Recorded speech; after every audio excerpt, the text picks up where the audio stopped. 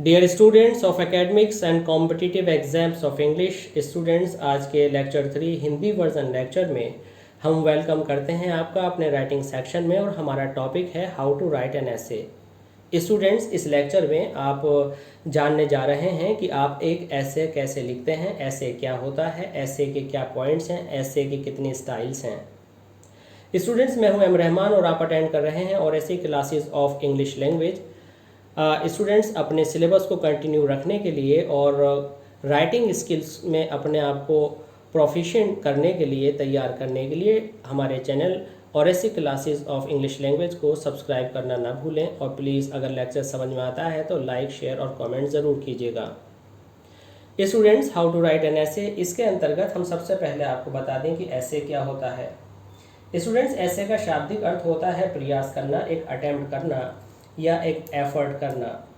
इस ऐसे के अंदर आप एक लेख लिखते हैं और ये संसार के अंदर किसी भी सब्जेक्ट पर लिखा जा सकता है, इसलिए ऐसे के अंदर आने वाले सब्जेक्ट्स को किसी स्पेसिफिक एरिया में, क्षेत्र में बांधा नहीं जा सकता।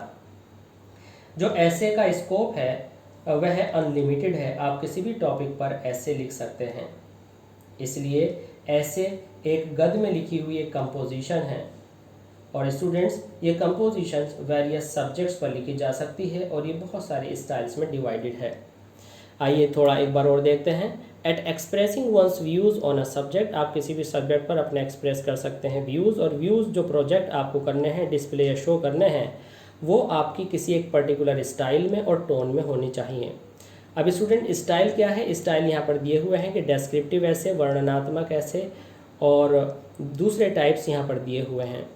आइए इससे पहले हम जानें कि कौन से स्टाइल हैं। पहले टोन समझ लेते हैं, यानी आप जो ऐसे लिख रहे हैं, आप हास्य पसंद करते हैं, आपकी जो टोन है वो बहुत गंभीरता के साथ लिखी जाने वाली है, या आप समाज की किसी बात पर कटाक्ष कर रहे हैं या किसी बात का विरोध कर रहे हैं या तीखा कमेंट कर रहे हैं, वो आयरॉनिकल एसेज होते हैं। और फैक्चुअल एसेज में स्टूडेंट्स आप तथ्यों पर आधारित एसेज लिखते हैं।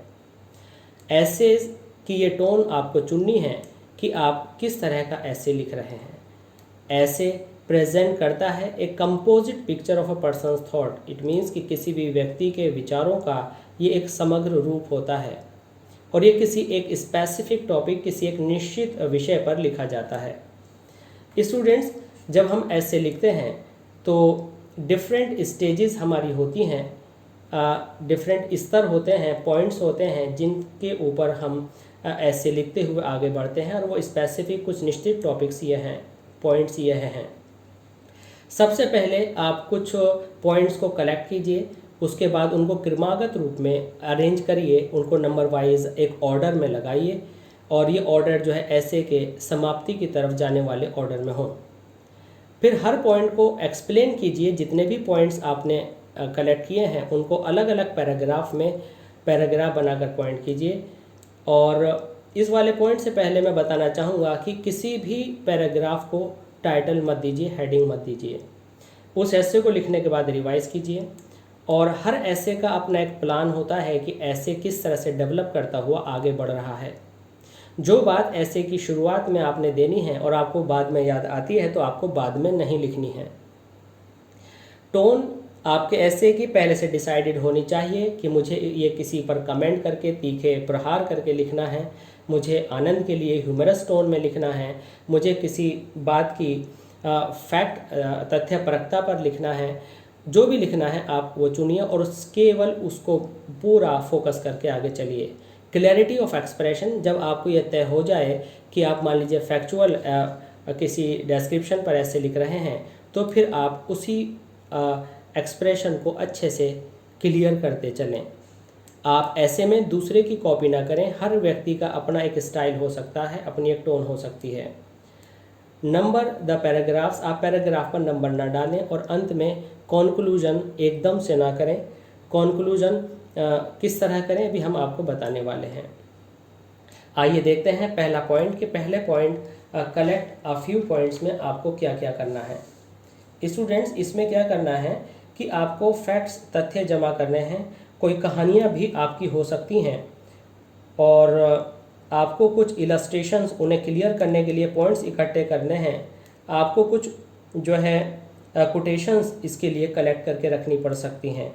जब आप उनको अरेंज कर लेते हैं एक सूटेबल ऑर्डर में स्टूडेंट्स, तो वो ऑर्डर आपका आगे बढ़ते हुए क्रम में होना चाहिए, वह सही रूप से वर्गीकृत होना चाहिए स्टूडेंट्स। उसमें जो भी आप बात कहने जा रहे हैं और जो हटाना चाहते हैं उसका कंपैरिजन और कंट्रास्ट क्लियर होना चाहिए। आप कुछ सारे कारण और इफ़ेक्ट्स बिल्कुल सही एक दूसरे के साथ संबंध बनाकर क्लियर करने चाहिए स्टूडेंट्स। 3 नंबर पर आता है explain each point in a para. जो भी पैराग्राफ आप चुनें उस पैराग्राफ को आप पूरी तरह से निभाएं, और इसे लिखने के लिए आपको अनुच्छेद लेखन अर्थात पैराग्राफ कैसे लिखें, हमारा एक लेक्चर आपको देखना होगा। फिर उस पैराग्राफ में जब आप ये सीख लेंगे कि पैराग्राफ के क्या क्या पॉइंट्स हैं, वो फिर इसी तरह से हर पॉइंट पर पैराग्राफ आप लिखते जाएंगे और सारे पैराग्राफ्स का जोड़ जो होगा वो एक ऐसे हो जाएगा। स्टूडेंट्स शॉर्ट में यहाँ पर ये समझ लीजिए कि एक पैराग्राफ जो भी आपने एक पॉइंट उस पॉइंट सोच कर रखा है, आपको उसी दायरे में यहाँ पर पूरी बात करनी है समझा कर। स्टूडेंट्स इसके बाद आपका आता है रिवाइज द एसे। तो रिवाइज द एसे के अंदर आपको क्या करना है कि सबसे पहले एक्सप्रेशन चेक करनी है, ग्रामेटिकल एक्सप्रेशन चेक करनी है और पंक्चुएशन वगैरह चेक करनी है। इसमें आपको स्टूडेंट्स अच्छी सी क्लोजेज आनी चाहिए, सिंपल सेंटेंसेस आने चाहिए और आपकी वोकेबलरी बहुत अच्छी होनी चाहिए। Keep the title in mind student, आप अपने माइंड में टाइटल को रख करके चलें और अपने टाइटल से इधर उधर ना भटकें। जो टाइटल आपने सोच लिया है उसी के ऊपर आपको सारी बातें करनी है, उसी को आपको प्रूव करना है, उसी से रिलेटेड एनेक्डोट्स और जो भी एक्सप्रेशंस आप दे रहे हैं से संबंधित हों, उसको सब्सटेंशिएट कीजिए, उससे संबंधित सारी बातें लिखिए, उसे अच्छे से खोल कर लिखिए और जो स्पेसिफिक टॉपिक और स्कोप है उससे आगे मत जाइए। Every essay should have a plan, हर ऐसे के अंदर प्लान होना चाहिए स्टूडेंट्स। इस पॉइंट में आप ये समझ लीजिए कि जो प्लान है, जो बातें आप कहने जा रहे हैं और जो आप प्रूव करने जा रहे हैं स्टूडेंट्स, वो आपको अच्छे से लिंकर्स कंजंक्शंस का प्रयोग करते हुए और एक बात को समझाकर दूसरी बात में इस तरह से जोड़िए कि जो आप पहले अपने विषय से हटकर उदाहरणार्थ को समझा रहे थे वो बाद में आसानी से लिंक हो जाए और ऐसे का जो रीडर है वो स्मूथली इसे समझता रहे। आपको टोन डिसाइड करनी है। मान लीजिए कि आप किसी पर व्यंग कस रहे हैं तो आप इतने चातुर्य के साथ, इतनी एक्सपर्टीज़ के साथ उस बात को कहें कि वह टॉपिक से रिलेट करे और उसके बाद ही आप कागज़ पर पेन लगाएं। स्टूडेंट्स उसके बाद आता है clarify the expressions. Clarify the expressions का मतलब है कि जो भी आप बात लिख रहे हैं वह पूरे तथ्य के साथ, सही शब्दों के चयन के साथ बिल्कुल क्लियर आपको कर देनी है। ये ऐसे लिखने की सबसे अहम क्वालिटीज़ में से एक है। आपको कोई भी ऐसे वर्ड्स और फ्रेजेस यूज़ नहीं करने जिसके कई अर्थ निकलते हैं। आपको कोई स्लैंग यूज़ नहीं करना है। आपको फॉर्मल लैंग्वेज का यूज़ करते हुए सही अर्थ निकलने वाले सेंटेंसेस लिखने हैं। आमतौर से ये कहा जाता है कि आप अपने ऐसे में जब तक वह पर्सनल ऐसे ना हो आई का प्रयोग ना करें। हालांकि आई का प्रयोग करना गलत नहीं है, लेकिन एग्जामिनेशन में आपको आई का प्रयोग जब तक नहीं करना जब तक कि वह पर्सनल ऐसे नहीं है। पर्सनल ऐसे का मतलब है जैसे आ फेलो ट्रैवलर, जिसमें राइटर ने अपने आप को आई कहा था। इसके बाद स्टूडेंट्स आप किसी भी राइटर की कॉपी ना करें और आप इतना नेचुरल ऐसे लिखें कि जैसे मानो आपका अपना एक व्यक्तिगत एक्सपीरियंस रहा है और ये बात आपको प्रैक्टिस करते करते आती है। स्टूडेंट्स इसके बाद आपको बताया गया कि पैराग्राफ्स में नंबर ना डालें और उसके सबटाइटल्स मीन्स उस हेडिंग के अंदर छोटी छोटी दूसरी हेडिंग्स ना डालें। कोई भी पैराग्राफ एक सेंटेंस का ना बनाएं, एक से ज़्यादा सेंटेंसेस एक पैराग्राफ में होने चाहिए।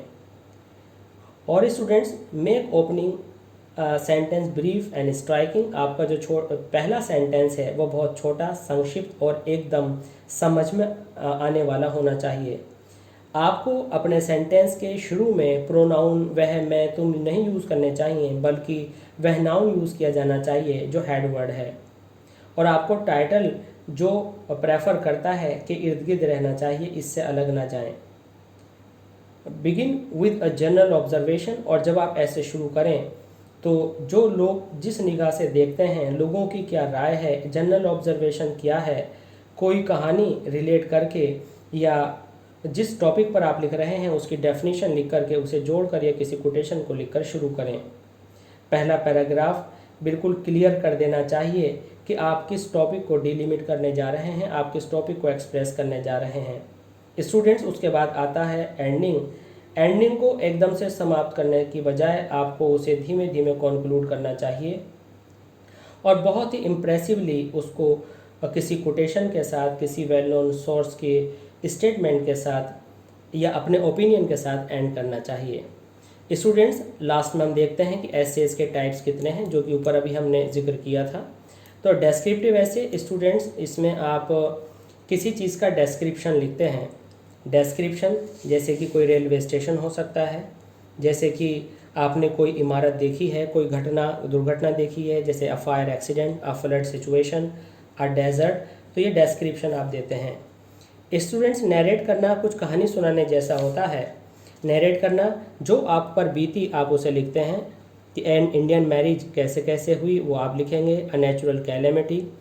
Students, death of my PAT animal, N unusual holiday, how you saved a child from droning, तो इसमें नैरेट करते हैं कि क्या घटना हुई थी।